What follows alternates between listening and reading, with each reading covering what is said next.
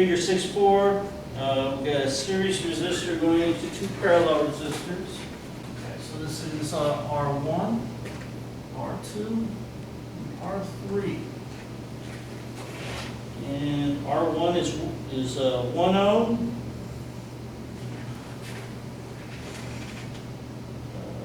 R1 is 1 ohm, R2 is 10 ohms, R3 is 10 ohms, so this equals 1 ohm, R2 is 10 ohms, R3 is 10 ohms. Our voltage total for this problem is 24 volts, so V total. And so if you started with this, what would you do? Well, you want to solve for R total, you want to solve for the simplest one, which is either a pure series or a pure parallel. On this one, this is a pure parallel. R2 is touching R3 at the top and at the bottom, and so that's a parallel circuit. So we're going to simplify this part first.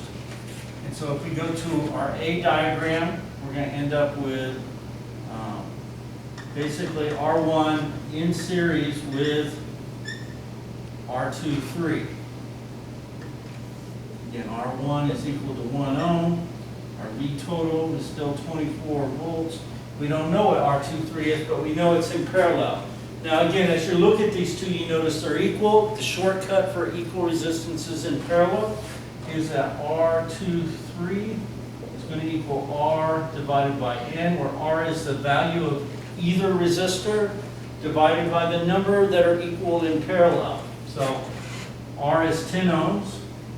There are two of them in parallel, and so R2, 3 is going to equal 10 divided by 2, which is 5 ohms. So we put that over here in the second diagram. We now know that part, and what we have left is a series circuit. So we want to find our total resistance equivalent.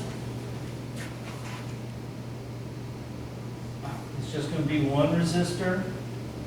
This will be R1, 2, 3, which is also equal to R total, or the equivalent resistance of the circuit. V total is still equal to 24 volts. And we're just going to add these. So R1, 2, 3 is equal to R1 plus R2, 3. That's because this is series. There's one path. One path means it's a series circuit. We're going to add them because you add resistances in series. So this is 1 ohm plus 5 ohms. So R1, 2, 3 equals 6 ohms. Which means our total equals 6 ohms, and now we can fill that in on our original circuit, 6 ohms. I total equals Ohm's law, which is V total divided by R total, which is 24 volts divided by 6 ohms. So our I total equals 4 amps. So from here, we solve for the current. We know we got 4 amps going through this part. All of it goes through R1 because there's no other path. It all must go through R1s, which means IR1 equals 4 amps. And VR1, of course, using Ohm's law, I times R equals, that's IR1 is 4 amps times 1 ohm, that equals 4 volts. So I know I've dropped 4 volts already. I know in Kirchhoff's voltage law in a loop, right? I'll drop all 24 volts. So I'm starting off with 24 volts. I've dropped 4 volts there. In a loop, there's only one more resistor. So if I take 24 minus 4, I end up with 20 volts. So VR2 equals 20 volts, and VR3 equals 20 volts. Again, how did I know that? Because in a loop, all the voltage must drop. 24 minus 4 minus 20 is 0. And 24 minus 4 minus 20 is 0. Again, Kirchhoff's voltage law says in a loop, all the voltage must drop. So that tells me what that voltage is. And I can solve for the current on the resistance. Once IR2 is equal to VR2 over R2, which is 20 volts divided by 10 ohms, IR2 equals 2 amps.